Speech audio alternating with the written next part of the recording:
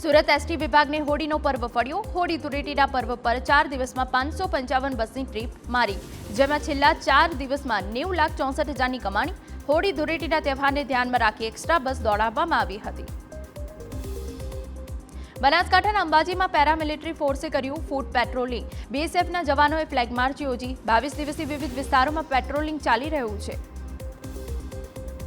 અમદાવાદના વિરમગામ શહેરમાં સીઆઈએસએફ અને પોલીસી ફ્લેગ માર્ચ। વિરમગામ પોલીસે સીઆઈએસએફ જવાનોને વિવિધ વિસ્તારથી માહિતગાર કર્યા અને જરૂરી માર્ગદર્શન આપ્યું।